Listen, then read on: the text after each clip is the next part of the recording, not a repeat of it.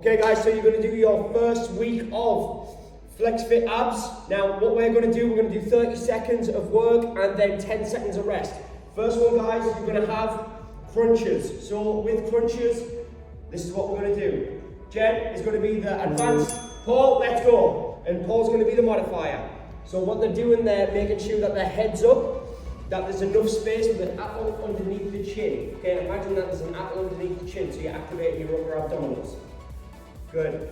Keep working, keep working, keep working. Good. So you're going to be doing 2 sets as a minimum requirement. We're doing it on the 30 seconds timer, so you can follow along at home. And then when you get better, you're going to increase that time domain from 20 to 40 to 60. Okay? Good. 10 seconds rest now. You're going to rest 10 seconds, and then you're going to repeat this over once again.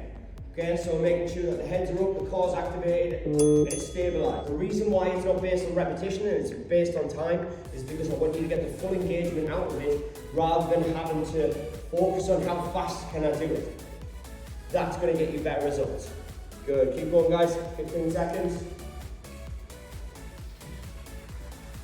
Excellent, good, keep going.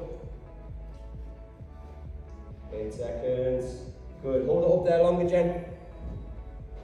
There we go, good. Okay, now we're going to be going into reverse crunches. So you've only got 8 seconds. Bring your knees up, hands down the side. Good, so Paul's going to do the modified, so then he's going to bring his heels down every time. So, bringing the knees up, good, and then dropping them down on the floor, good. Bring them up and then dropping them down on the floor. He's going to keep his hips on the floor and just bring his knees to here. So he's making it a little bit more easier and modifiable. If he needs to modify more, then he's going to drop one leg down, good, and then bring the other one up, good. So and then he's just having to bring one leg up and one leg down at a time. And then he's going to alternate, now bringing this one up. Good. And then Jen is bringing her hips off the floor, engaging her upper abdominals and the lower abdominals. And rest in 10 seconds. Well done, guys. So we're going to rest 10 seconds and then we're going to repeat this over once again. Okay, you know what we're doing? Let's do this thing. Let's go.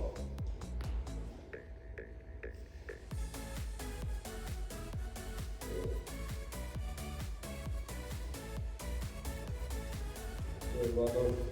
Well done. Good, now show me the modified version, Paul. Drop one leg with the floor and then alternate between the legs. Good. And then once to the other side. See how that's a lot easier and it's less tension on the back.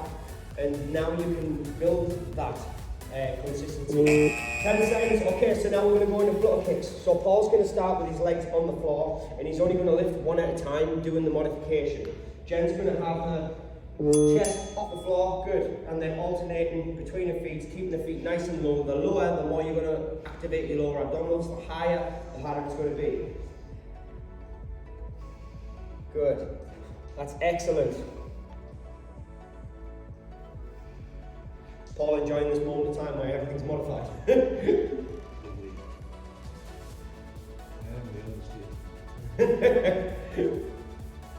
Good, 2, 1, rest, 10 seconds. Okay, this is just 8 minutes. If you've got 8 minutes in the day, this is all you have to do for your summer shred abs. Are you ready? Let's go again. Good. Good, now I want you to alternate your feet, Paul, and then just drop one down and then pop one down. Good, so now this is the second progression where you've seen the easiest and now you're going to do it a little bit harder. Try and drop one heel down to the floor for us, Paul, every time, so and then you're distributing the weight. Good. And then Jen, now if you can raise your hands up. Good, now you're activating your upper abdominals as well as your lower abdominals. So now you have to focus on the mid of the core section as well. There's more of an advanced progression. Excellent, well done. Okay guys, so next what we're going to do Russian twists, so seated twists, bring yourself up. Paul, you're going to have your heels on the floor, Jen, you're going to take your heels off, let's go. Good, so what they're going to do and what I'm going to get them to do is they're going to lean back until they find the uncomfortable position. And that's going to, when the core's going to stabilise because they're unbalanced.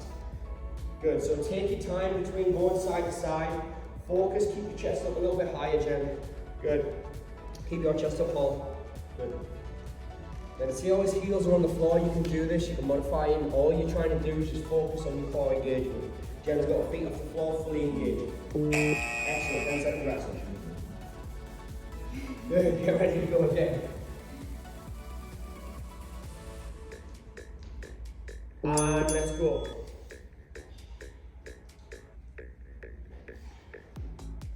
Paul, if you can straighten out your arms, I want you to reach around a little bit more, but keeping the heels on the floor. Good. Good. And then touch down to the floor. Good. Touch down to the hip. Touch down to the hip. Good. Keep that chest out. Good. Core fully engaged. Make sure not to collapse down and that your chest is upright so you're fully engaging your back, the front and the back of the core. Excellent. Well done. So next what we're going to do, we're going to go into knees to elbow. With the knee to elbow, the hands are going to be wide. You're not going to put any pressure on the neck or on the shoulders themselves, and you're going to alternate between.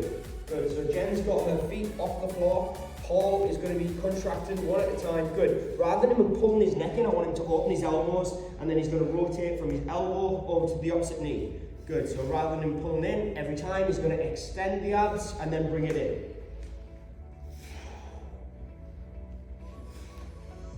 Don't get afraid, Jen. Don't pull on the neck.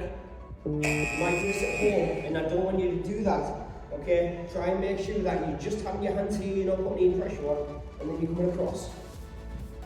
Excellent, let's go. So even if we start on the floor, don't pull on your head. Good. So even if you are starting from this position, you can do this simply and then build momentum, and then become more comfortable by doing it on the floor, and then you can progress from having the heel to touch and then to keeping both feet off the floor in total. Excellent work, guys. Keep going at home. You're doing phenomenal. Good, fabulous.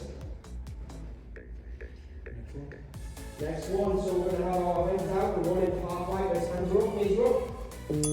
Good, so knees are up, Jen's going to go all the way down to the floor, Paul's only going to go halfway. Try and make sure that the knuckles are to the sky. Good, keep the knees together. And then you want to have the hips, the knee in line with the hip. Good, so we're just going to go halfway, Paul, just to there, and then back again. Good. Jen, I want you to go all the way down to the floor, try and keep that knee in line with the hip, and then working through. So see how the knees are starting to push away? We're going to try and keep that close to the hip as possible. Excellent. Okay, rest 10 seconds. This is going to be your final time for your flex fit abs. Okay, well done for today. Let's go. Last time.